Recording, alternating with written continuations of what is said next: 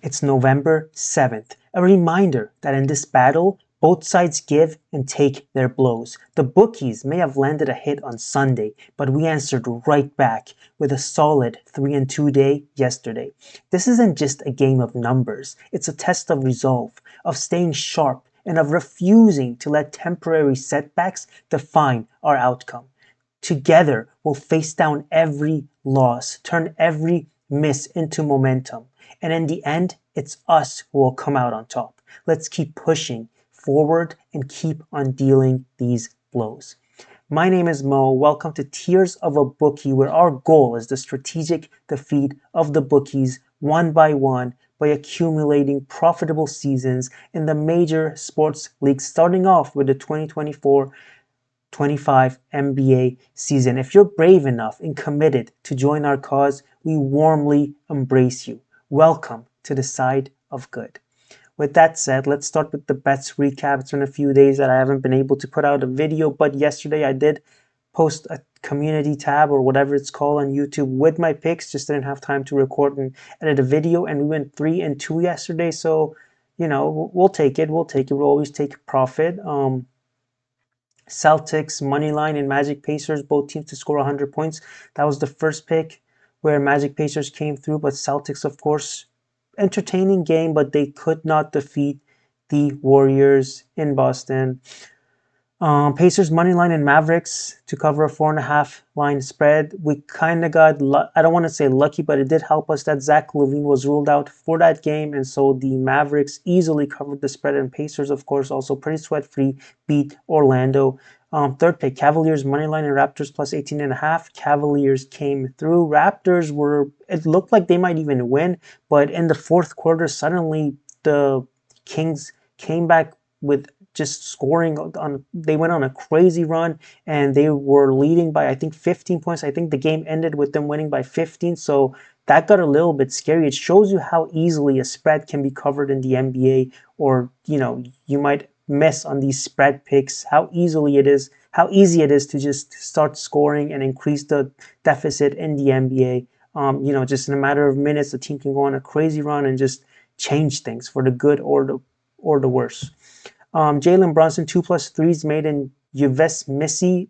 I don't know if I'm pronouncing his name right. To be honest, I don't care because he ruined that player prop parlay yesterday, which was our fourth pick. Brunson came through again, like I anticipated, a large volume of threes, and he made 3 or 4 of them. But Missy, and this is where the bookies got us in this pick, because originally I wanted to go with the high points. It was set at 10, and he ended up with 10. But they changed it right as I was posting this in the community. They changed it to 9.5, and I thought, should I still go for it? It still seems pretty high. I should go for it, and the odds are better. We'll be making more money if it hits. Well, it turns out he finished with 10, and they deceived us. But hey, it is what it is. If I were to just post that sooner, we would have gone 4-1 yesterday. And then, of course, Tobias Harris under 1.5 threes made. He is just struggling. He just cannot find the net. I think he had 0. So plus 63, about 1.5 units this month alone, November. And let's just continue on with that. I got 3 bets for today's slate.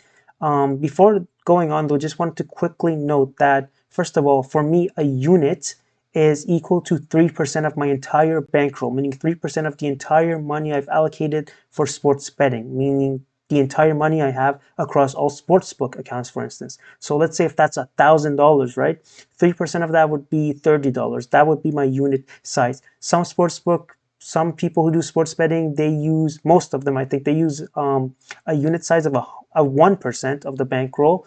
I think for me personally, that's a bit too low. Some you even use, you can go up to 5%, but you should never use a unit size of more than 5%. I do agree with that, but again, personally, for me, 3% is the unit size I use. I think it's just important to make sure that it's not too small, but it's also not too large, right? Just stay within the 1 to 5% range of your entire bankroll. The second thing is these lines, as we've seen before, they change really fast, meaning that they change the odds, or sometimes when it's an outline or even an original line, they move the line completely, which can just ruin things. So Make sure to, subscribe and watch these videos as soon as they're out, so that if you want to tell them, if you like the information, you don't miss out on it and they don't end up changing things, right? But with that being said, let's get on with the three props. For the first time today, I got two props based on one player, and it's a player that Mr. Thumbnail, it's regarding the first, I don't know if it's the first game because I think the games are pretty much at the same time, but it's the Bulls who are going to be facing the Timberwolves, an East versus West clash here. It is in Chicago, and it's a back-to-back for the Bulls. And real quick, for these three games today, I was originally considering doing a spread pick or money lines, but then I thought that anything can happen with these teams. Like I would not be surprised if the Bulls won against the Wolves, or if the Jazz won against the Bucks, or if it was the other way around and it ended up just being a blowout for the team that is expected to win. I still would not be surprised. Anything can happen. I don't really like the spreads for today's games or money lines, but there is still one game bet today that will be in one of the parlays later on. I think it's pick number 2. But with that being said, let's get on with pick number 1.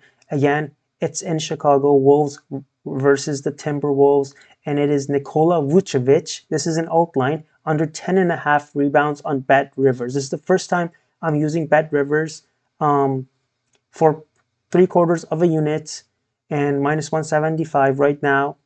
Again, on Bet Rivers. First time I'm using Bet Rivers, and the reason for that is I could not really see any other sports books that had alternative lines for rebounds, assists, things like that. Usually, I remember last year DraftKings always had alt lines. I don't know if they still do that this year, but I think that a lot of sports books should provide alt lines closer to the game starting. They might not have it now, but a few hours before the game starts, they should add those alt lines, and there should be a lot more options to choose from if they're not available right now. But Bet Rivers currently has this, and the original is at 9.5, which is it's too sharp for me. 9.5. I could see him getting 10 rebounds. Other sports books like DraftKings, like I said, later on in the day, they most likely will add alt lines. They should, unless they've changed their policy regarding that, which is extremely like, if they do that, that's an evil thing to do, because it's best to just give us all the options.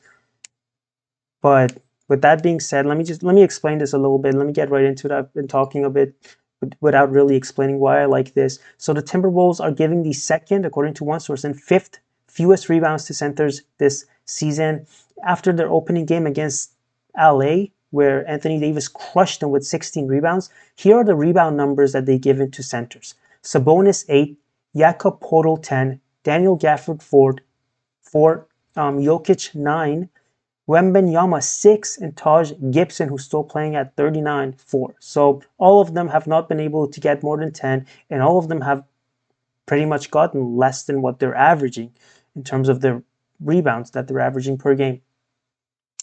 Now, Vucevic, it doesn't help Vucevic that this, like I said, it's a back-to-back game for the Bulls and him, even though he only played 25 minutes last game. But it still is a no-rest game for him.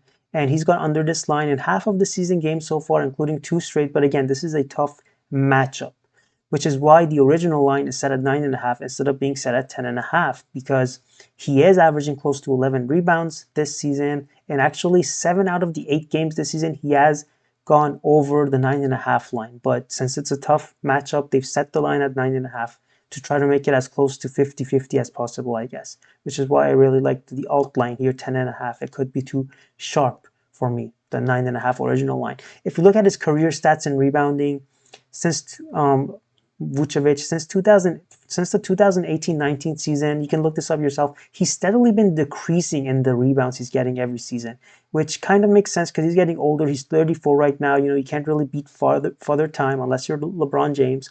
But he is at 10.9 rebounds right now this season. Last season, he averaged 10.5 rebounds. And like I said, the trend is decreasing. So there is a negative regression, if we want to call it, that should be expected soon, meaning that he should be getting lower and lower rebounds until his rebounds per game maybe even go under 10. Who knows? But at least They're probably under 11. They're close to 11 right now. Against Gobert, he's averaged 10.1 rebounds in his career. The career games where he's faced Gobert. But last year against him and the Wolves, he had 6 and 8 rebounds in the 2 games they played. Because it's East and West, they only faced each other 2 times. He had 6 and 8 rebounds. In the 6 rebound game, he even played 43 minutes. So this matchup's tough for him recently, at least. In the preseason, though, this is something you should note. He did have 12 rebounds against the Wolves, and Gobert was playing. But also, last year's preseason, he also the Bulls also faced the Wolves, and Gobert was playing, and he had 10 rebounds in that preseason game. But I just told you the stats for his regular season rebound numbers last year, which were less than 10, right? 6 and 8. So, again, I do think this line is sharp, but if I had 2 options of playing over 8.5 or under 10.5, I would go with the over 10.5 every day because all of these stats and reasoning that I've just mentioned and I've told you. Wouldn't you? But that is pick number 1, Vucevic under 10.5 rebounds. Pick number 2 is another stat for the big man, Vucevic. So we've got 2 bets on him tonight. Hopefully he comes through. We were fading him in the other stat. This one, we want him to go over, and we're kind of rooting for him. But this is a stat that I haven't really played yet this season. So he's going to be the first player. And hopefully hopefully it hits, and we'll continue playing it on for other players in future games. But it's Vucevic over 0.5 steals, minus 135 on Bet365, again for 3/4 of a unit. Now, we just need 1 steal from him. And the Timberwolves are amongst the top 2 teams in the league this category in terms of giving steals to centers. So the opposing centers are able to get steals when they face the Timberwolves, and this is a consistent stat too, which is why I like it. What does that mean? It means that last season also the Timberwolves were amongst the top in this stat, giving out a lot of steals to opposing centers. So it's not like a new trend or something that might disappear. This is kind of something that's been embedded in this team for a while now. And all centers get this. This is what made me really like it. All starting centers that have faced the Timberwolves this season have recorded at least 1 steal, including Taj Gibson. In 16 minutes, he was able to get a steal. And Sabonis got 2 steals. Jokic got 3 steals. So every single center has been able to get at least 1 steal against this T-Wolves team. Vucevic, again, last season he did play the T-Wolves 2 times, like I mentioned for the previous stat, and he had 0 and 2 steals in those 2 games. But he has had at least 1 steal in 4 of his last 5 matchups against Gobert, so something to keep in mind. And including 2 of these 4 games that he's had at least 1 steal, he's had 2 steals. And both of those games were when Gobert was a part of the Timberwolves team, not part of the Utah Jazz team before joining the Timberwolves. So with all of that said, I just really like him to get at least 1 steal. He's averaging 0.5 steals this season, which is why the line is set at 0.5. But he has had a steal in 4 straight games, Vucevic has. So make it 5, baby, and let's get this one. Pick number 3 is a player prop. Not a player prop parlay, but one of the legs is a player prop. The other one is a game bet. And the player prop, again, it includes this game, the Wolves and Bulls game. And it's another Bulls player, a new player they have by the name of Josh Giddey. And this parlay is Josh Giddey under 0.5 blocks and Utah Jazz team total over 104.5, minus 112 or 1.9 on Bet365 for 3/4 of a unit. Now, let me just go ahead and start with Josh Giddey and the blocks stat here. I've mentioned in previous videos, we've already had picks regarding this, but this is just regarding the amazing blockless trend of point guards that are facing the Timberwolves. And it still is continuing. The Wolves, no starting point guard facing the Wolves has been able to record a block yet. Now, I know it's a point guard, so they might not be getting many blocks, but still, look at all the other teams. Occasionally point guards do get blocks, but for whatever reason against this Timberwolves lineup, they just can't get any blocks, and the trend is continuing. It's been continuing since last season. Again, I think the video with the De'Aaron Fox thumbnail, that it's only De'Aaron Fox in the thumbnail, you can see that video where I explained this crazy stat and how many games that, it's been going on for. And it's still going on, and I think I'll keep on playing it if the lines are good, if the odds are there, until a point guard actually records a block against them. Josh Giddey alone, his odds for this are minus 275 if I'm not mistaken, which again, like, this is something that we need to punish the bookies for. It should be at minus 800, minus 900, especially, get this, Giddey is no elite blocker by any means. He's only had one block this season. So out of all the games he's played, just one block this entire season. Yet for whatever reason, the line is at minus 275 or something like that on Bet365 instead of being at, like I said, minus 800, 900. So we got to make him pay for that. I don't know why they are not changing this, but we've already gone 2-0 in this stat alone, picks regarding this stat, right? It started off with De'Aaron Fox, and then Jamal Murray was in a player prop parlay. We also had his under in blocks versus the Wolves. Both of them came true. Both of them were easy. Let's make it 3-0 tonight. But the other leg here is the Utah Jazz over 104.5 points. Now, their original points line team total is 109.5, which that's a bit too high for me, particularly because, Jazz have gotten off to a slow start in terms of scoring this season. But I'm going to give you 4 reasons why I really like this alt line at 104.5. Number 1, they are facing the Milwaukee Bucks, who have given up at least 109 points to all the teams they faced this year. Every single one. Number 2, this is an important one. Markkanen and Clarkson might be back there. I think both of them will most likely be back for this game against the Bucks, which of course they can really heavily help with the scoring, right? Both of them can go insane when it comes to points, and the fact that most likely both of them are going to make a comeback in tonight's game against the Bucks, that'll only help us even more, right? Number 3, last season the Jazz won the series actually against the Bucks, which is why I didn't really want to go for the money line for the Bucks. Both of these teams right now have been really struggling. I think both of the records are 1-6, but last season the Jazz actually won the series, and in both of those games they scored over 120 points. And number 4, the Jazz are coming off a 132-point game against the Bulls in Chicago, and they scored those points, by the way, the 132 points, and regulation. It was not like an overtime victory, or it did not go to overtime. And this was 3 days ago, so they're well rested. And I think that this shows us that they are heading towards positive regression, right, in terms of scoring, particularly because last season they were not a really low scoring team. In fact, last season I think they averaged close to 116 points per game. They were the 11th in the league, so they were in the top 10 almost in the league in terms of scoring.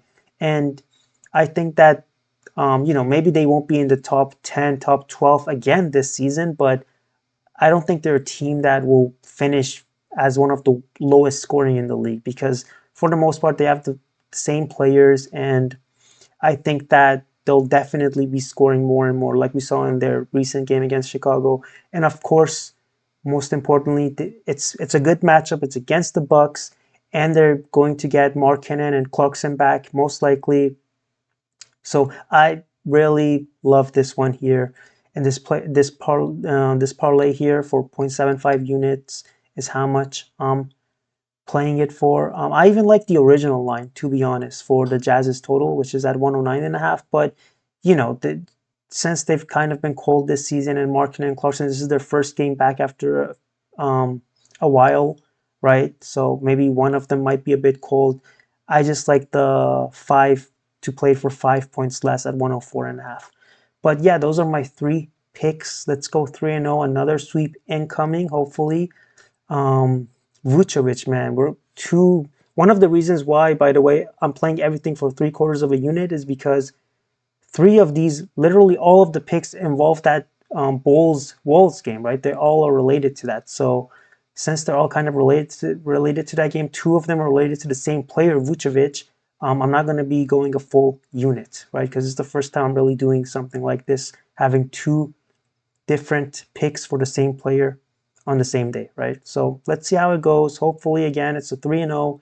And here's to another victory against the bookies today. I'll see you next time. Take care. If you liked everything, if you liked the details, everything, subscribe, like, comment what you think of the picks, and I'll see you next time. Bye.